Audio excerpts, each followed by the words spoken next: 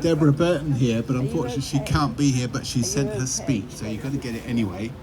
She was a founding member of Tipping Point North South, a cooperative that supports and initiates creative, campaign-driven projects that advance the global justice agenda.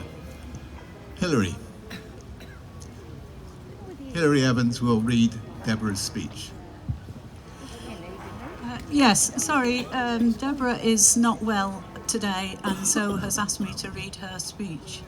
There's an ever-growing network of organisations working on the topic of military emissions, and we at Moore invited Deborah to contribute to this because she works with one of those organisations, Tipping Point North South, and her contribution gives a useful overview of the challenges we face on the topic of military emissions reporting.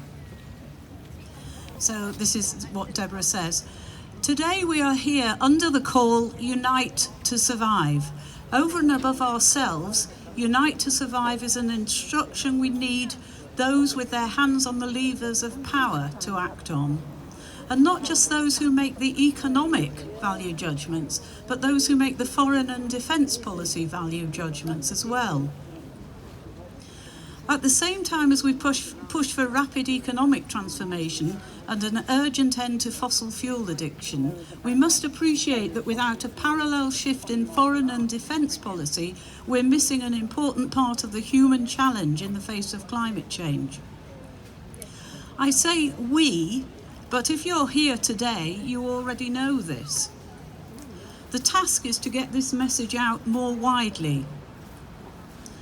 Until Russia's invasion of Ukraine, military greenhouse gas emissions in wars were generally absent from both media coverage and climate policy making. Never-ending conflicts in Afghanistan, Iraq, Syria, Libya, Palestine, Yemen certainly didn't bring attention to this. With the bombardment of Ukraine, though, on our TVs every day, it seemed the world was finally ready to acknowledge this military emissions elephant in the room. And that elephant in the room includes military emissions across the piece, operations in peacetime as well as war, overseas bases, the defence industry itself, the whole military complex supply chain. And finally, the emissions burden from the aftermath of conflict-related destruction and rebuilding. And yet, although militaries are huge fossil fuel consumers with large and complex supply chains, only a few states provide disaggregated fuel use data to the UNFCCC, the International Climate Change Treaty. And as a result, the overall data is poor. For various reasons, including national self-interest and confidentiality, many national governments have consistently ensured that this aspect of their emissions is not addressed in our collective struggle against climate breakdown. There is an unacceptable lack of transparency and accountability for this particular sector. What we do know, albeit drawn from patchy and partial data reporting, is that militaries and their supporting industries, the defence sector, might account for around 5% of global greenhouse gas emissions. This is more than emissions from civilian aviation and shipping combined.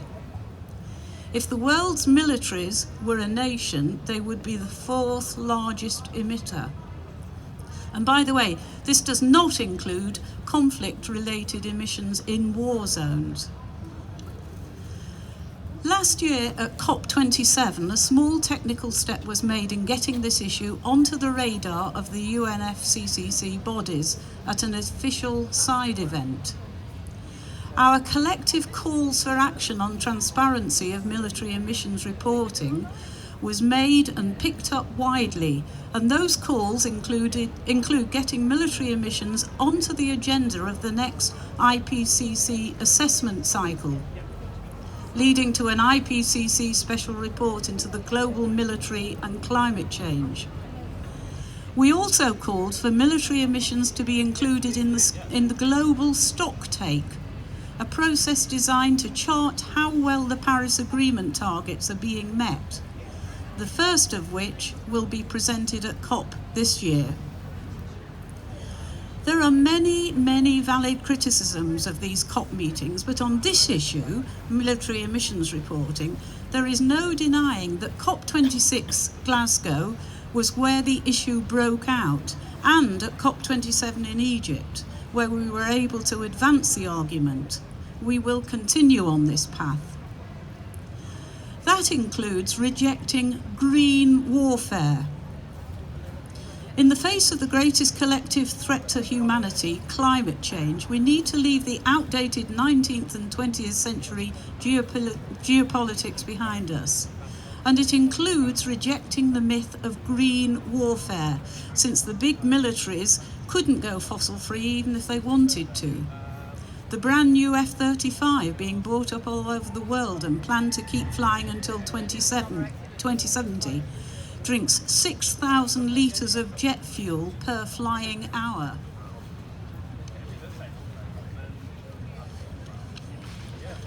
But military emissions are inextricably linked to something else, and that is the ability to have high levels of military spending for big-ticket fossil fuel-reliant jets, warships, tanks, bombs and missiles. Hence, the G20 nations account for 87% of global military spending.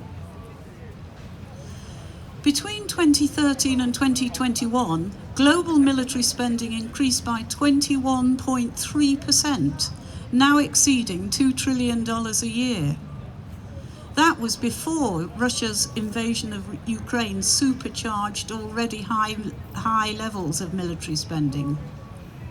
So now the USA, EU and Russia are all hiking their military spending. And all this means even greater military greenhouse gas emissions.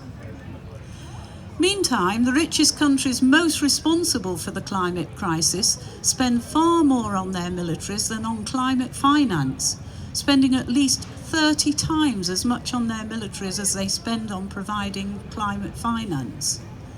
There is money for climate finance, and it sits inside the $15 trillion that will be spent on the global military between now and 2030. $15 trillion. On his visit to Ukraine, the UN Secretary General described war as an absurdity in this 21st century. The truth is that in the face of a possible 3 degrees scenario, it is also insane.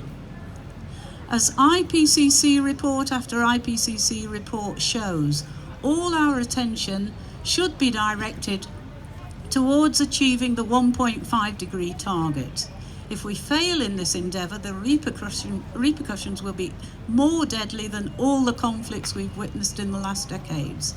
There is no secure nation without a climate-secure planet. Thank you. And thank you, Deborah, and we wish you a speedy recovery.